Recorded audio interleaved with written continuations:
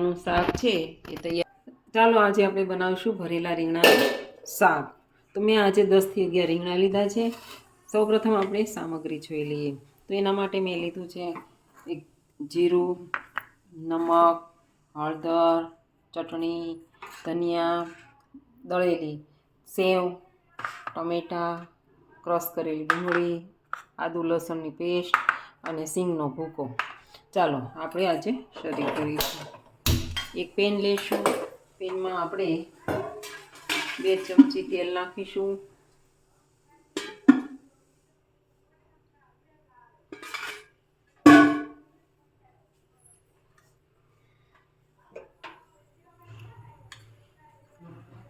Pen ગરમ થઈ જાય તેલ એટલે એમાં આપણે નામ પૂરતી રાઈ નાખીશું, આખું જીરું નાખીશું,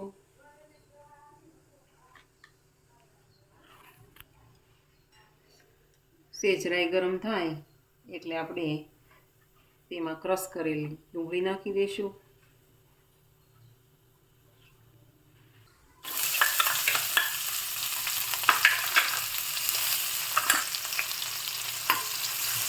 તે ડુંગળી સંતળાય એટલે આપણે એમાં ક્રશ કરેલા ટમેટાં એડ કરીશું.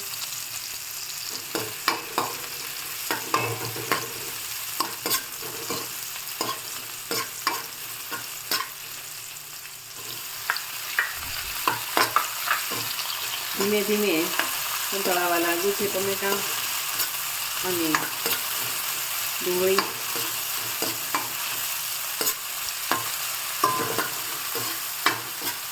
સેજ બ્રાઉન કલરના થાય ત્યાં સુધી આપણે સાતળશું. તેલ ઉપર આવી ગયું છે એટલે આપણે ડુંગળી અને ટમેટાં ક્રશ થઈ ગયા છે.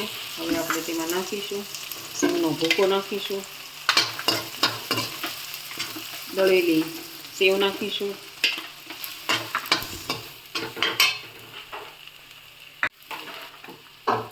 એક ચમચી જીરું નાખીશું, સ્વાદ પ્રમાણે નમક નાખીશું, 1 ચમચી કાશ્મીરી મરચું નાખીશું,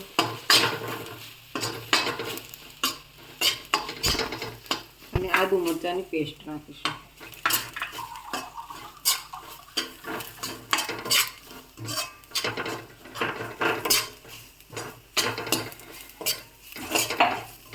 હવે આપણો ભરેલા જે રીંગણા ભરવાના છે એનો મસાલો તૈયાર થઈ ગયો છે. હવે ઘડીક ગેસને આપણે બંધ કરી દઈશું.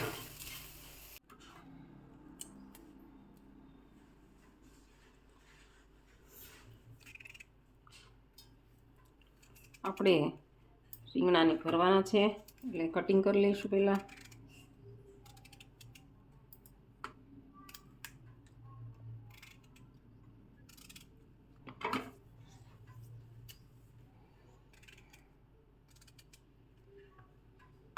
આપણા ભરેલા રીંગણા છે એ ભરાઈ ગયા છે.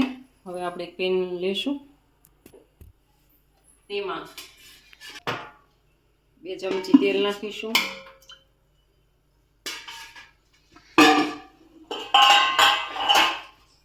ચપટી રાઈ નાખીશું, જીરું નાખીશું. વઘાર આવે ત્યાં સુધી આપણે રાહ જોઈશું. ચપટી હિંગ નાખીશું,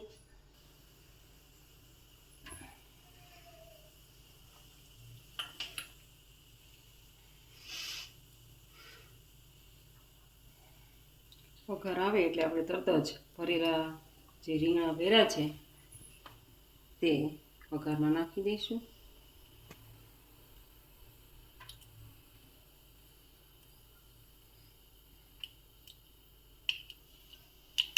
આપણે ધીમે ધીમે બધા જ રીંગણા છે એ એડ કરી દઈશું.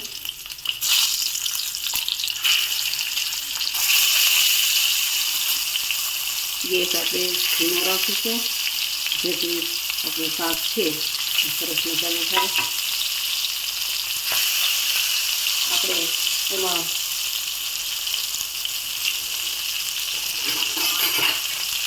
થોડું જીરું નાખીશું, ઉપરથી હળદર નાખીશું, ચપટી મરચું નાખીશું અને અડધો ગ્લાસ પાણી દઈ દઈશું.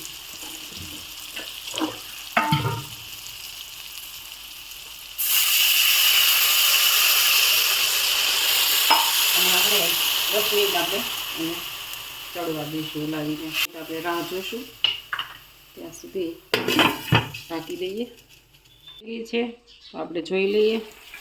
સરસ મજાનું તેલ ઉપર આવી ગયું છે. હવે આપણે દળેલું શેકેલું જીરું નાખીશું. સરસ સ્વાદ આવે છે. માથે ધનિયા નાખીશું. સરસ ગેસને આપણે બંધ કરી દઈશું અને સર્વિંગ પ્લેટમાં આપણે લઈ લઈશું. ભરેલા રીંગણાનું શાક છે એ તૈયાર થઈ ગયું છે. એકવાર જરૂરથી આવી રીતે ટ્રાય કરશો. ખૂબ જ પૌષ્ટિક અને મસાલેદાર આખા ભરેલા રીંગણાનું શાક કર્યું છે. મારો વિડીયો ગમે તો લાઈક કરજો, સબસ્ક્રાઈબ કરજો અને શેર કરજો. Thank you for watching.